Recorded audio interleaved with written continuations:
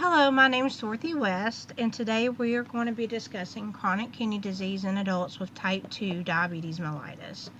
I want to focus on ages 18 to 65 just because I feel like if we can catch it early, we can prevent chronic kidney disease and possibly renal failure.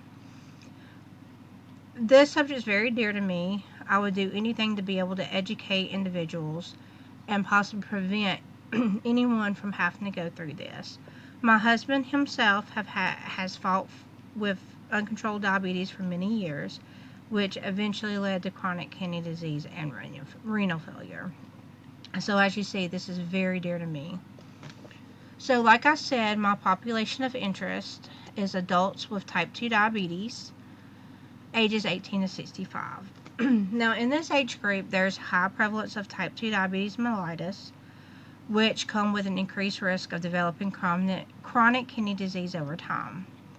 Chronic kidney disease can often be asymptomatic until later stages, which makes early detection very crucial.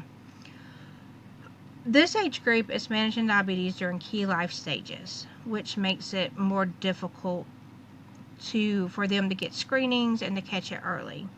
So this increases cumulative exposure to hyperglycemia as well, because they're going to be less apt to monitor their blood glucose levels and control it. They're too busy living life. This population faces a prolonged risk of microvascular complications, which include kidney disease.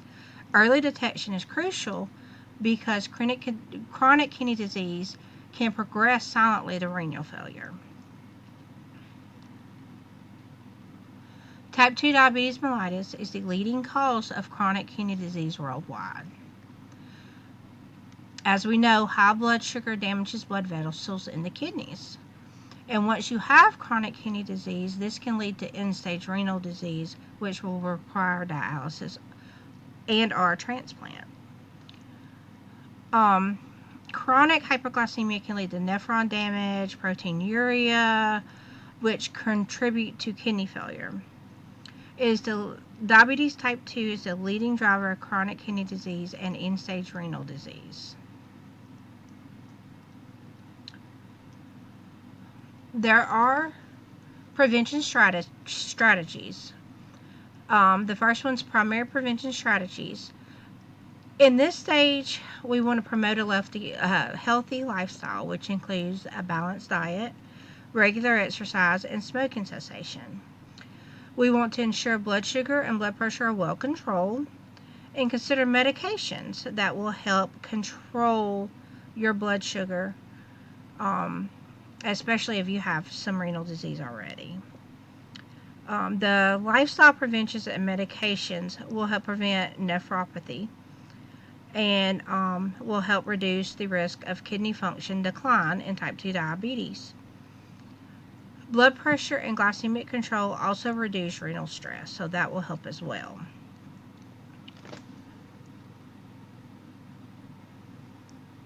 Secondary prevention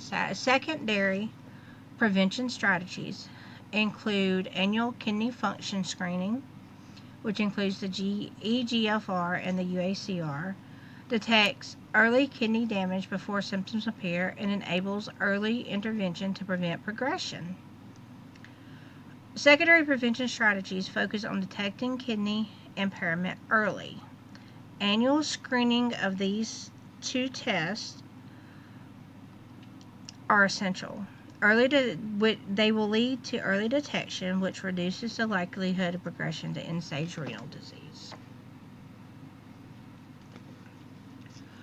Tertiary prevention strategies include managing progression with medications and regular monitoring, controlling contributing conditions like hypertension, and planning for renal replacement therapy early if needed.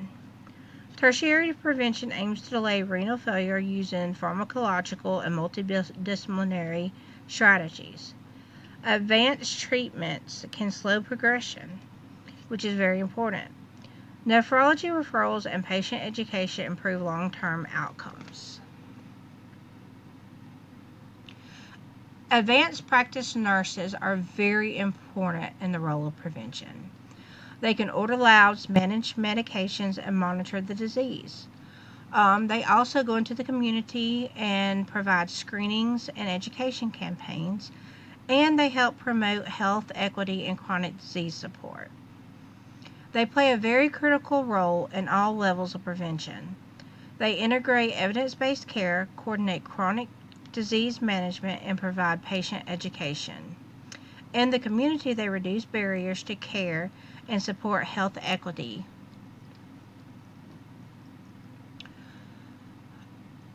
Screening tests and performance can be costly, but there are different programs that can help with the cost. The EGFR test can be $8 to $25, the UACR $20 to $60. Um, but these tests help delay more expensive interventions like dialysis. Both screening tests are affordable and efficient for early detection of kidney disease in diabetic patients. Routine annual screening is also important by public health models. Balancing benefits and risk of screening. Early diagnosis, delayed progression, which can improve survival. Some risk could be false positive, maybe an overdiagnosis, and then anxiety because you're worried about it all. Benefits outweigh harms when patients are informed. Although screenings may lead to false positives or anxiety, the benefits of early detection are significant. Screening should be coupled with appropriate patient education to support informed decision making. And then finally, summary and key takeaways.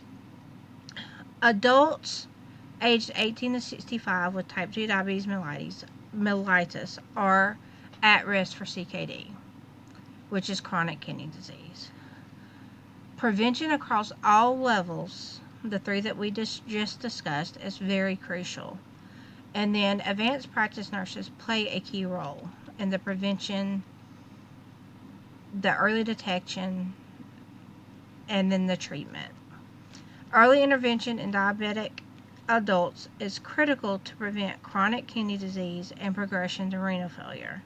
Advanced practice nurses are essential in delivering preventive care, managing disease progression, and educating patients.